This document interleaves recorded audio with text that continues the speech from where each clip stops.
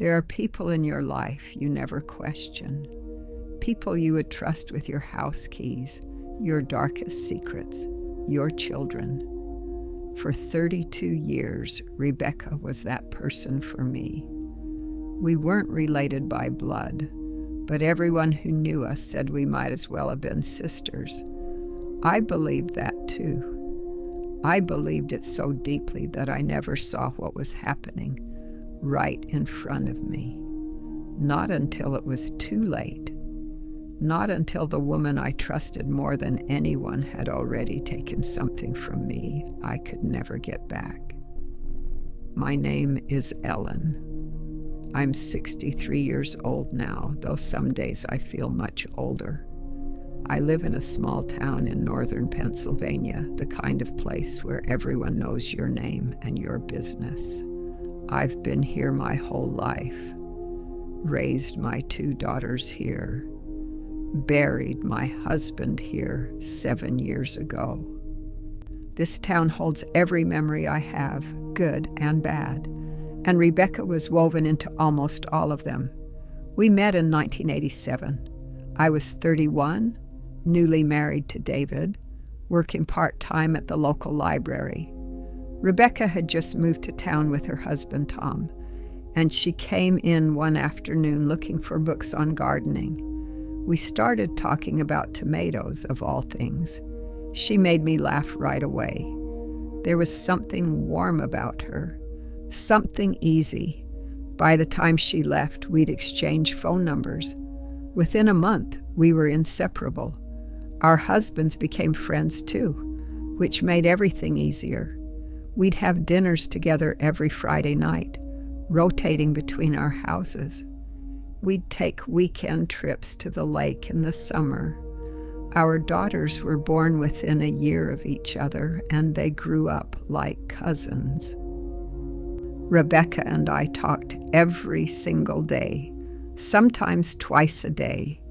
We'd call each other in the morning with our coffee, share what we were making for dinner, complain about our husbands in that affectionate way married women do. She knew everything about me.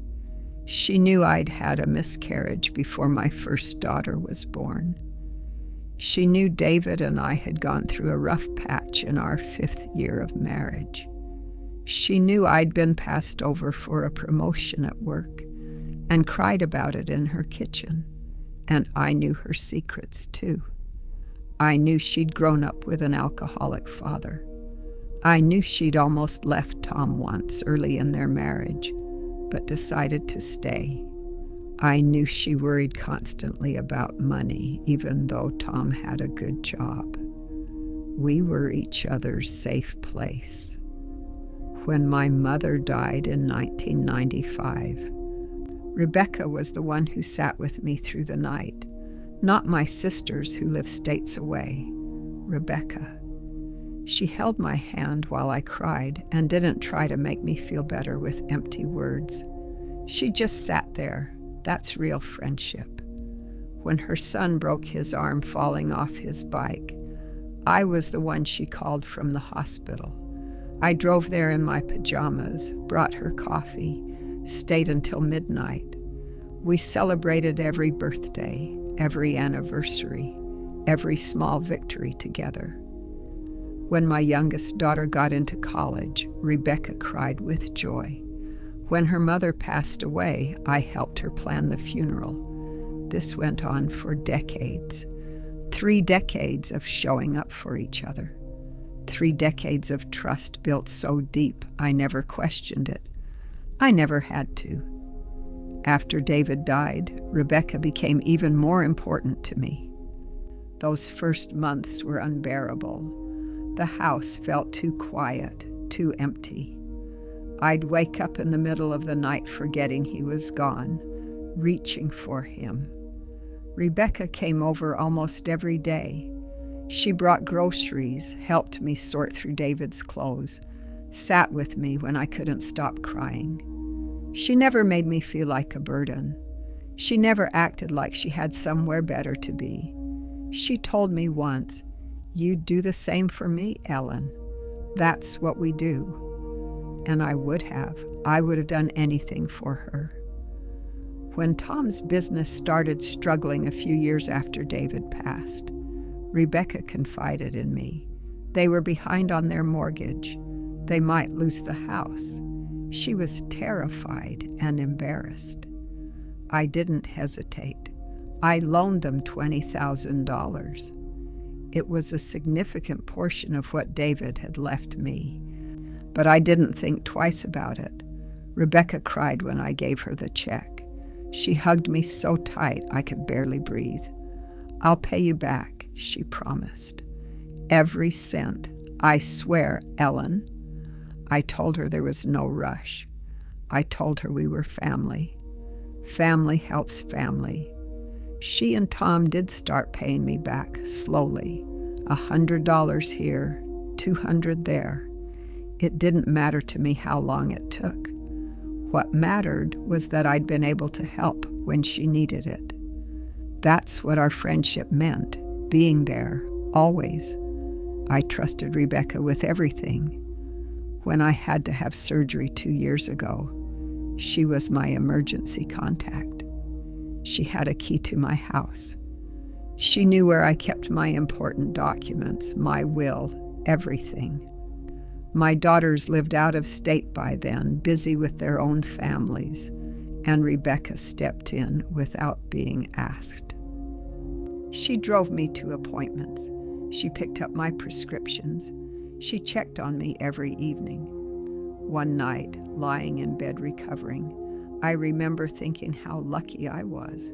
Lucky to have someone so loyal, so loving.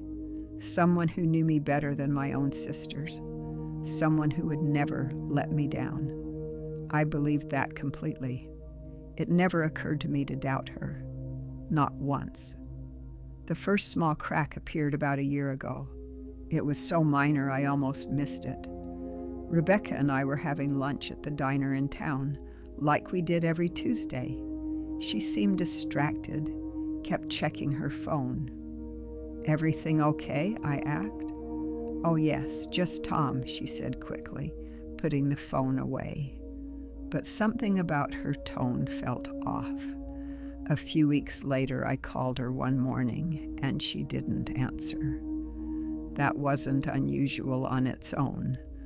But when she called back that afternoon, she sounded flustered. "Sorry, I was busy," she said. "Busy doing what?" I almost asked, but didn't. It felt invasive. We'd never questioned each other like that. Then there were the canceled plans. Rebecca started canceling our Tuesday lunches more often, always with good reasons. Tom needed her help with something. She had a doctor's appointment. She wasn't feeling well.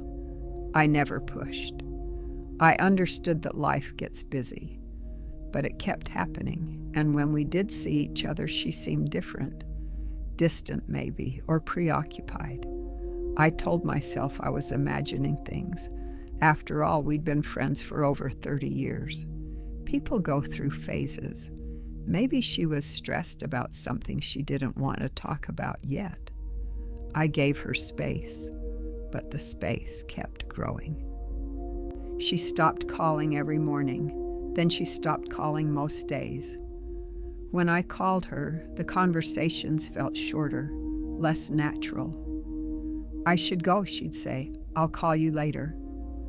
But later didn't always come. I started to feel something I'd never felt before with Rebecca: uncertainty. One evening in early spring, I ran into Tom at the grocery store. We chatted for a few minutes about nothing important. Then as he was leaving, he said something that stuck with me. "Rebecca's been so busy lately," he said. "I barely see her myself." Busy with what? I didn't ask him. But I thought about it all the way home. What was keeping her so occupied? Why hadn't she mentioned it to me?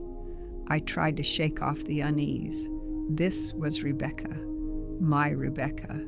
She wouldn't hide things from me. The truth came out on a Thursday in June. I remember the date exactly. June 13th. My daughter Sarah had come home for a visit and wanted to take me out to dinner. We went to a restaurant in the next town over, a place I'd never been to before. Sarah excused herself to use the restroom, and I was sitting alone at our table, looking at my phone, when I heard a laugh I recognized immediately. Rebecca's laugh. I looked up. She was across the restaurant in a corner booth with a man, not Tom. They were sitting close together, too close. His hand was on the table and her hand was covering his. They were leaning toward each other, talking quietly, smiling. Everything about their body language screamed intimacy. I felt like someone had punched me in the stomach. I sat there frozen, staring at them. Rebecca didn't see me. She was completely absorbed in this man, whoever he was. Sarah came back to the table. "Mom, you okay? You look pale." I couldn't speak at first. I just pointed. Sarah followed my gaze, and her mouth fell open. "Is that Rebecca?" she whispered. I nodded. We watched for another minute, both of us too shocked to move. Then Sarah gently touched my arm. "Let's go," she said quietly. We left without ordering. I don't remember the drive home. Sarah kept asking if I was okay, if I wanted to talk, but I couldn't form words. All I could see was Rebecca's face, the way she looked at that man, the way she touched his hand, the way she laughed. I'd seen her laugh 1,000 times, but never like that. Never with that kind of lightness. That night, I didn't sleep. I lay in bed staring at the ceiling, trying to make sense of what I'd seen. Maybe it was innocent. Maybe he was a cousin, an old friend. But I knew better. I knew what I'd seen. The next morning, Rebecca called me like nothing had happened. "Want to grab coffee?" she asked cheerfully. My heart was pounding. "Rebecca," I said slowly, "I saw you last night." Silence. Long, heavy silence. "What do you mean?" she finally said, but her voice had changed. "At the restaurant, with a man who wasn't Tom." More silence. Then, "Ellen, it's not what you think." That phrase. That meaningless phrase people use when they've been caught. "Then what is it?" I asked. She sighed. "Can we talk in person?" "Yes," I said. "We need to." She came over an hour later. I'd made coffee out of habit, but neither of us touched it. We sat in my living room, the same room where we'd spent countless hours talking, laughing, sharing our lives. Now it felt like foreign territory. "How long?" I asked. Rebecca looked down at her hands. 6 months, she whispered. 6 months. Half a year of lying to me. Half a year of secret phone calls and canceled lunches and distance.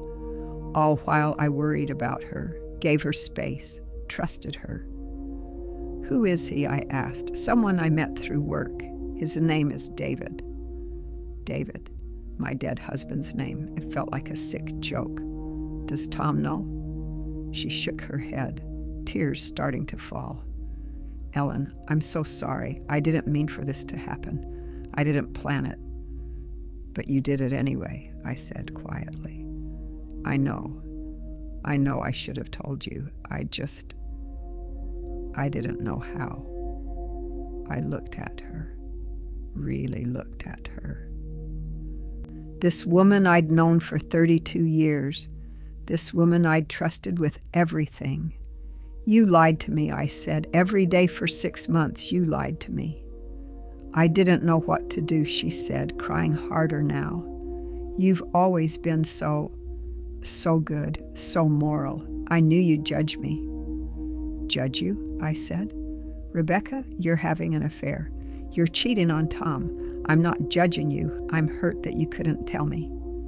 "Because I knew what you'd say," she said, voice rising. I knew you'd tell me to stop, to think about Tom, to do the right thing, and I didn't want to hear it. We sat in silence. Something was shifting between us, something fundamental breaking. What hurts most, I said slowly, isn't even the affair. It's that you shut me out. You made me feel crazy for months, wondering why you were pulling away. You let me worry about you while you were lying to my face. I'm sorry, she whispered again, but sorry didn't fix it. Sorry didn't undo 6 months of deception. Sorry didn't rebuild trust that had been shattered. She left shortly after. We hugged briefly at the door, but it felt hollow, mechanical. I closed the door and stood in my empty house, feeling more alone than I had since David died. In the days that followed, I kept replaying everything, every conversation, every canceled lunch, every time she'd seemed distracted or distant. It all made sense now. She'd been living a double life, and I'd been too trusting to see it. What made it worse was realizing how easily she'd lied, how naturally the deception had come to her. This wasn't a one-time mistake. This was months of active, deliberate lying. To me, to Tom, to herself, probably. I thought about calling her. I thought about texting. But what would I say? The woman I thought I knew didn't exist. Or maybe she did exist, but she was also this other person. This person who could look me in the eye and lie without flinching. I couldn't reconcile the two. A week after our conversation, she texted me, "Can we talk? I miss you." I stared at the message for a long time.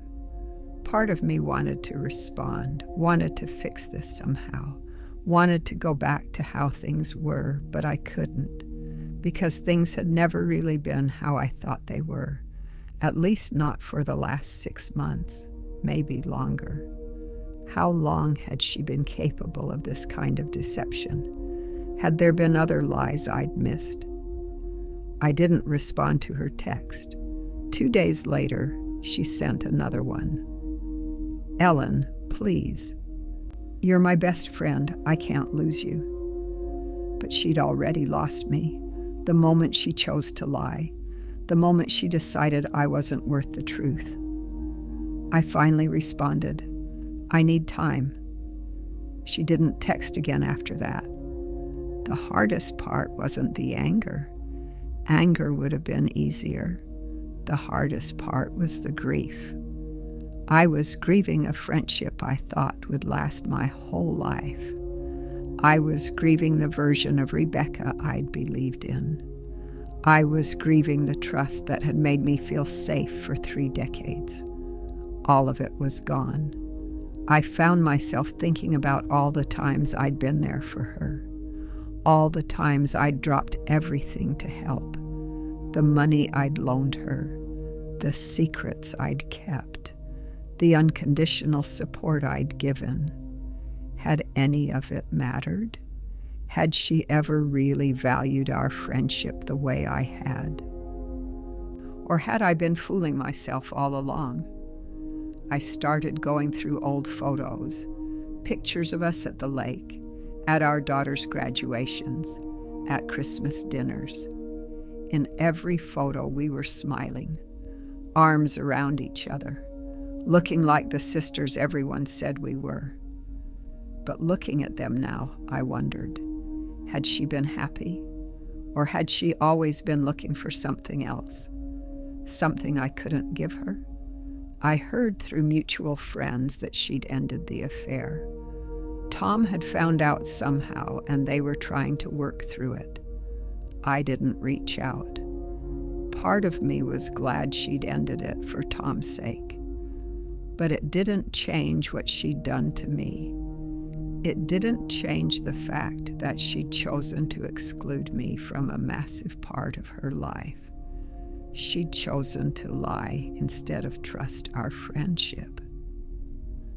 That choice told me everything I needed to know. Months passed. Summer turned to fall. I settled into a new routine without Rebecca in it. It felt strange at first, hollow. There were so many moments when I'd reach for my phone to call her, then remember. Remember that she wasn't my person anymore. Remember that I couldn't trust her. The hole she left was enormous, but slowly I started to fill it with other things. I reconnected with old friends I'd neglected. I joined a book club. I started taking walks in the morning instead of calling Rebecca. I learned to sit with the loneliness instead of running from it. And somewhere in all of that, I started to understand something. The betrayal wasn't really about the affair. It was about the choice she made to handle it alone, to shut me out, to decide I wasn't strong enough or open-minded enough to be trusted with the truth. She'd made assumptions about who I was and what I'd say, and maybe she was right. Maybe I would have told her to end it, but she never gave me the chance. She never gave our friendship the chance. That's what hurt most. Not that she'd made a mistake. We all make mistakes. But that she looked at 32 years of friendship and decided it wasn't worth protecting with honesty. I also started to see my own role in things. Not in her affair, obviously, but in the friendship. I'd put Rebecca on a pedestal. I'd believed she could do no wrong. I'd trusted her so completely that I'd never maintained any boundaries. I'd given her everything and never asked questions. That kind of blind trust isn't healthy. It isn't sustainable. Because people are flawed. Even the people we love most, even the people who love us, they're still capable of hurting us, still capable of disappointing us. I'd forgotten that, or maybe I'd never learned it. It's been a year now since I saw Rebecca at that restaurant, a year since everything fell apart. We've run into each other a few times in town. It's unavoidable in a place this small. We're polite. We smile. We ask how each other are doing, but we don't really talk. There's too much between us now, too much that can't be unsaid or undone. Sometimes I miss her terribly. I'll see something funny and think, I have to tell Rebecca. Then I remember that I can't, or I won't. The trust that made our friendship easy is gone, and without trust, what's left? Just history. Just memories of something that used to be beautiful. I don't hate her. I want to be clear about that. I don't wish her harm. I hope she and Tom are okay. I hope she's learned something from all of this. But I can't be her friend anymore, not the way I was. Maybe someday we'll find our way to some new version of friendship. Something smaller, more careful. But I'm not there yet. I might never be. And I'm learning to be okay with that. I'm learning that it's okay to protect yourself. It's okay to step back from people who've hurt you, even if you still love them. It's okay to choose your own peace over preserving a relationship that no longer feels safe. These are lessons I wish I didn't have to learn, but here I am, learning them anyway. I think about trust differently now. I used to give it freely, completely. I used to believe that if you loved someone enough, trusted them enough, they'd never let you down. But that's not how life works. That's not how people work. Everyone is capable of letting you down. Even the people closest to you, even the people you trust with your life. That doesn't mean you stop trusting altogether. It just means you trust more carefully. You keep some part of yourself protected. You maintain boundaries. You pay attention to the small signs, the inconsistencies, the moments when something feels off. You don't ignore your instincts. I ignored mine with Rebecca. All those canceled lunches, those distracted conversations, that growing distance, I felt it. But I talked myself out of it. I told myself I was imagining things. I trusted her more than I trusted my own gut. I won't make that mistake again, not with anyone. My daughters have been wonderful through all of this. They've let me talk when I need to. They've sat with me in silence when words weren't enough. They've reminded me that I'm not alone, even without Rebecca. Sarah told me something a few months ago that stuck with me. She said, "Mom, you didn't do anything wrong. You loved her. You trusted her. That's not a flaw. That's who you are." Maybe she's right. Maybe I shouldn't regret being the kind of person who trusts deeply, who loves completely, who shows up for the people she cares about. But I can also be smarter about who I give that trust to. I can be more discerning. I can protect my heart without closing it off entirely. That's what I'm learning now, how to stay open while also staying safe. It's a delicate balance. Some days I get it right, some days I don't, but I'm trying. I still live in the same house. I still go to the same grocery store, the same library, the same diner. My life hasn't changed much on the outside, but on the inside everything is different. I'm different, more cautious, yes, but also stronger. I survived losing David. I survived losing Rebecca.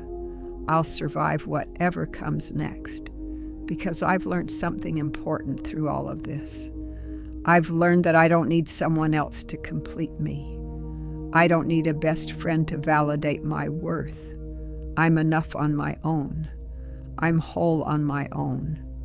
That doesn't mean I don't want connection. I do. Humans need each other. We need friendship, companionship, love. But I don't need it from someone who can't be honest with me. I don't need it from someone who sees me as a judge instead of a friend. I need it from people who value transparency, who value trust, who understand that real friendship means being vulnerable, even when it's uncomfortable, especially when it's uncomfortable. Rebecca couldn't do that, and that's not my fault. It's not my failure, it's hers. But it's also mine to carry, this sadness, this loss. I carry it with me every day, not because I want to, but because that's what happens when you lose someone who mattered. You carry them with you, the good and the bad, the love and the hurt, all of it. There are moments when I wonder if I was too harsh, if I should have tried harder to forgive her, if I should have fought for the friendship. But then I remember how it felt, that moment in the restaurant, the shock, the betrayal, the realization that she'd been lying to my face for months. And I know I made the right choice, not because I wanted revenge, not because I wanted to punish her, but because I needed to protect myself. I needed to honor my own feelings. I needed to say, this hurt me, and I won't pretend it didn't. That's not cruelty. That's self-respect. And maybe that's the biggest lesson of all. Learning to respect yourself enough to walk away from people who don't respect you, even when you love them, even when it breaks your heart. I loved Rebecca like a sister. I trusted her like family, and I was wrong. Not about her worth as a person, but about what our friendship could withstand. Some betrayals are too big to come back from. Some losses are permanent, and that's okay. It has to be okay. because the alternative is spending the rest of my life trying to resurrect something that's already dead. I won't do that. I won't chase ghosts. I'll honor what we had. I'll cherish the good memories, but I'll also acknowledge the truth. She hurt me deeply, and I'm allowed to walk away from that. I'm allowed to choose peace. So here I am, 63 years old, living alone, quieter than I used to be, more careful, but also more honest, with myself and with others. I don't have a best friend anymore. I have friends, yes, good people who care about me, but no one like Rebecca. No one I talk to every day. No one who knows every corner of my life. And maybe that's okay. Maybe I don't need that anymore. Maybe what I need is something different now. Something less intense, less all-consuming. Something with room to breathe. I'm still figuring it out, still learning how to be me without her. It's a process. Some days are easier than others, but I'm getting there one day at a time, one step at a time, and I'm doing it with my eyes open, paying attention, trusting my instincts, protecting my heart, not because I'm afraid of being hurt again, but because I've learned that my heart is worth protecting, that I'm worth protecting. That's something I didn't fully understand before, but I understand it now. I think about you, whoever you are listening to this. I think about whether you've been through something similar, whether you've trusted someone completely only to have that trust broken, whether you've lost a friendship that felt like family. It's a unique kind of pain, isn't it? Not like losing a spouse or a parent, different, but no less real, no less devastating. Because we choose our friends, we choose to let them in. We choose to trust them with our secrets, our fears, our whole selves.